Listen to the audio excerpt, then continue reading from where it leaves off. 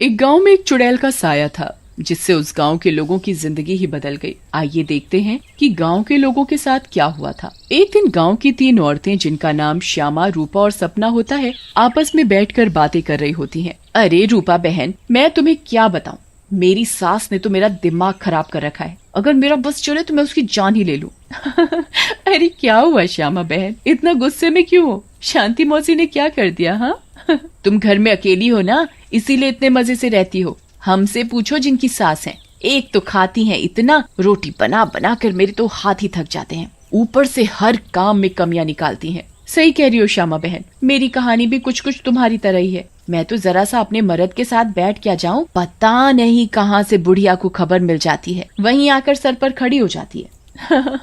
हाँ ये तो चिंता की बात है सपना बहन, मौसी को समझाओ, नहीं तो दादी कैसे बनेंगी। रूपा की बात सुनकर तीनों जोर जोर से हंसने लगती हैं। तभी उनकी नजर एक गोलगप्पे वाली पर पड़ती है। गोलगप्पे वाली बहुत ही सुंदर होती है, उसे देखकर तीनों से रहा नहीं जाता और वो तीनों गोलगप्पे वाली के पास चली जाती हैं। अरे तुम तो औरत होकर गोलगप्पे बेच रही हो।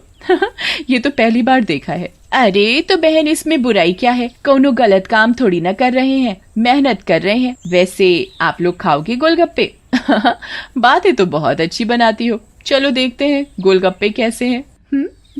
उसके बाद श्यामा और सपना दोनों गोलगप्पे खाने लगती हैं और रूपा वहीं खड़ी हो जाती है। रूपा को ऐसे खड़े देख गोलगप्पे वाली बोलती है, अरे बहन, आप नहीं खा रही गोलगप्पे? क्या हुआ, कहीं आपको अपने फिगर खराब होने का डर लग रहा है क्या? अरे नहीं नहीं, ऐसी बात नहीं है, मैं बस बाहर का सामान कम खाती हूँ और कोई बात नहीं, इन दोनों को खाने दो। श्यामा और सपना गोलगप्पा खाने के बाद बोलती हैं, अरे वाह गोलगप्पे वाली, क्या गोलगप्पे हैं, मुंह से तो स्वाद ही नहीं जा रहा, मजा आ गया। ऐसे गोलगप्पे मैंने जिंदगी में कभी नहीं खाए, तुम तो रोज आया करो, मैं तो रोज ही खाऊंगी। हाँ हाँ हाँ बहन जी, ये भी कहने की बात है, अब तो मैं रोज ही आया करूंगी, नया नया काम जो खोला है। उसके बाद वो गोलगप्पे वाली वहां से चली जाती है और वो तीनों औरतें भी अपने अपने घर चली जाती हैं। अगली सुबह रूपा पानी भरने के लिए कुएं पर जाती है। वहाँ औरतें आपस में बातें कर रही होती हैं। अरे रूपा बहन, पता है तुम्हें श्यामा और सपना कहाँ है? कहाँ है मतलब? अरे अपने घर पर होंगी और कहाँ? आहा, अरे नहीं रूपा बहन, वो दोनों अपने घरों से गायब हैं। कोई कह रहा था कि उनका चक्कर चल रहा था मर्दों के साथ और उन्हीं के साथ घर छोड़कर भाग गई हैं। बेचारे उन दोनों के पति। रूपा को ये बात सुनकर बहुत गुस्सा आता है और वो बोलती है, तुम्हें शर्म आनी चाहिए, औरत होकर औरतों के बारे में ऐसी बातें करते हो। ऐसा कहकर रूपा वहाँ से चली जाती है। शाम को वही गोलगप्पे वाली गांव में फिर से आती है। चीनू और टीनू नाम के 2 मंचुले उसे देखकर बोलते हैं, अबे टीनू, वो देख क्या लड़की है, एकदम एक नंबर, ये तो तेरी भाभी बनने लायक है बीड़ू। सही कह रहा है चीनू, लेकिन इसमें थोड़ा गलती होने का, ये अपन की नहीं, तेरी भाभी बनने लायक है, समझा क्या? फिर वो दोनों गोलगप्पे वाली के पास जाते हैं और बोलते हैं, ए गोलगप्पे वाली, क्या गोलगप्पे खिलाएगी हम दोनों को? आप दोनों भी कैसी बातें करते हैं, ये गोलगप्पे क्या मैंने पानी भरकर होली में मारने के लिए रखे हैं? आप बहुत मजाक किया हो मेरी तरह। वैसे क्या नाम है आपका? नाम में क्या रखा है साहब, आप गोलगप्पे खाइए ना, अगली बार आऊंगी तो नाम भी पता चल जाएगा। फिर चीनू और टीनू गोलगप्पे खाने लगते हैं। वाह, क्या गोलगप्पे हैं, इतने टेस्टी, लगता है तुम्हारे हाथ चूम लूं। मजा आ गया, मजा। फिर टीनू और चीनू गोलगप्पे वाली के सारे गोलगप्पे खा जाते हैं। अरे आप दोनों तो बहुत सारे गोलगप्पे खा गए, कहीं आपका पेट ना खराब हो जाए। कुछ नहीं होगा हम दोनों को, हम दोनों का बॉडी एकदम स्टील के माफिक है। वैसे कल आएंगी आप यहाँ? लेकिन गोलगप्पे वाली कुछ नहीं बोलती और वहाँ से चली जाती है। रात में ज्यादा गोलगप्पे खाने की वजह से टीनू और चीनू के पेट में दर्द होता है। हाय रे, मर गया। अरे टीनू भाई, ये लड़के का चक्कर अपन दोनों के लिए भारी पड़ गया रे। बहुत तेज दर्द हो रहा है पेट में।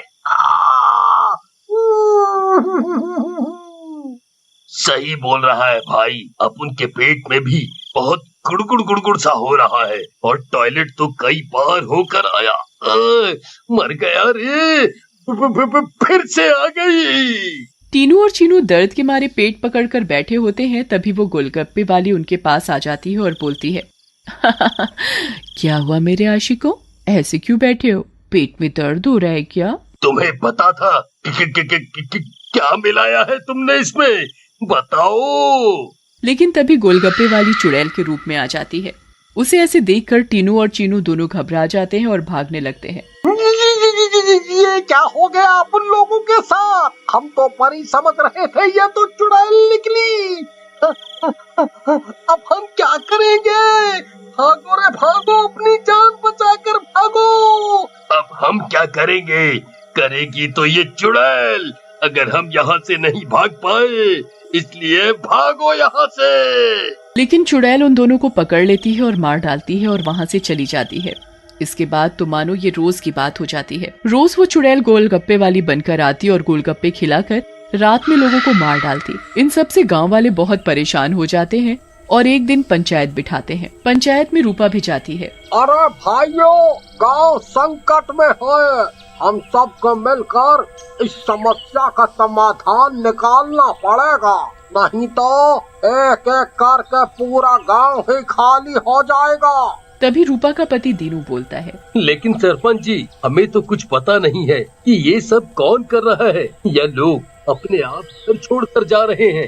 सही कह रहे हो दीनू बेटा, लेकिन हम ऐसे शांत तो नहीं बैठ सकते और अपने गांव वालों को जाने नहीं दे सकते।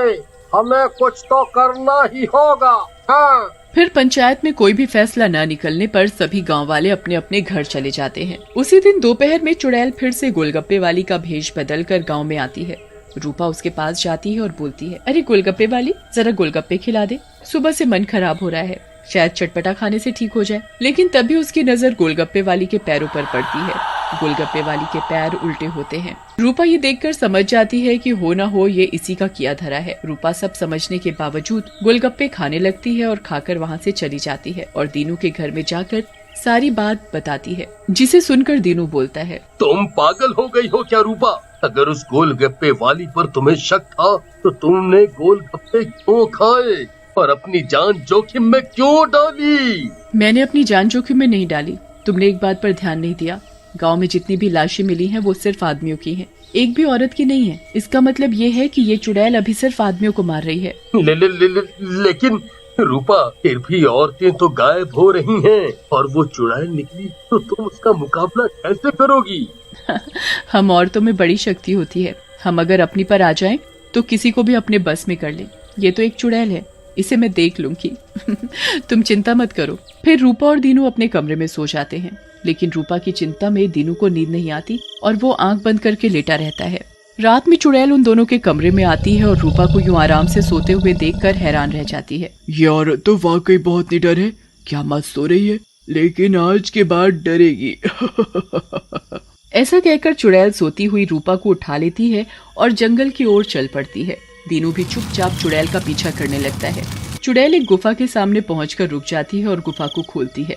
खुल जा सिमसिम। गुफा का दरवाजा खुल जाता है और चुड़ैल अंदर चली जाती है। दीनू भी चुपके से उनके पीछे पीछे अंदर चला जाता है। अंदर जाकर चुड़ैल रूपा को एक अंधेरे कमरे में ले जाती है और रोशनी करती है। जैसे ही वहाँ रोशनी होती है, गांव की बाकी औरतें भी रूपा को दिखाई देती हैं। श्यामा और सपना भी वहाँ होती है। अरे चुड़ैल, ये सब क्या है? गाँव की औरतें, तुम ये क्या कर रही हो?